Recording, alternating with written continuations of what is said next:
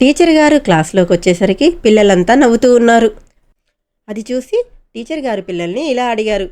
పిల్లలు, ఎందుకు అలా పెద్ద పెద్దగా నవ్వుతున్నారు మీరందరూ అని టీచర్ గారు అడగగానే ఒక అబ్బాయి లేచి ఇలా సమాధానం చెప్తున్నాడు. టీచర్ గారు, ఈరోజు గోపి మాసిపోయిన బట్టలు కట్టుకొని స్కూల్కి వచ్చాడండి. వాణ్ణి చూసి వీళ్ళందరూ ఏడిపిస్తున్నారండి. అందుకు టీచర్ గారు గోపిని పిలిచి, గోపి ఇలా రా నాన్నా, ఏమైంది, ఎందుకు ఇలాగ వచ్చావు ఈరోజు అని అడిగారు. అందుకు గోపి బాధపడుతూ ఈ విధంగా సమాధానం చెప్పాడు. టీచర్ గారండి, మా అమ్మకి జ్వరం అండి. మా అమ్మ బట్టలు ఉతకలేదు. మా నాన్నగారు పనికెళ్ళారు. ఇంట్లో ఎవరూ లేరు. నాకు బట్టలు ఉతుక్కోవడం చేతరాదు టీచర్ గారు.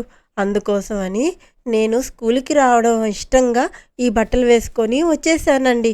వీళ్ళందరూ నన్ను ఏడిపిస్తున్నారు టీచర్ గారు అని సమాధానం చెప్పాడు. అందుకు టీచర్ గారు గోపితో ఇలా అన్నారు.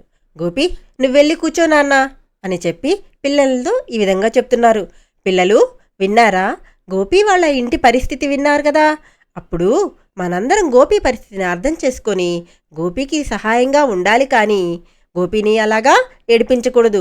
గోపియే కాదు, ఎవరైనా కూడా వాళ్ళ పరిస్థితి ఎలా ఉందో చూసుకొని మనం మాట్లాడాలి. లేకుంటే వాళ్ళ మనసును బాధ పెట్టిన వాళ్ళం అవుతాం. కాబట్టి ఎప్పుడూ ఎవరిని ఇలా బాధ పెట్టను అని చెప్పుకోండి, సరేనా?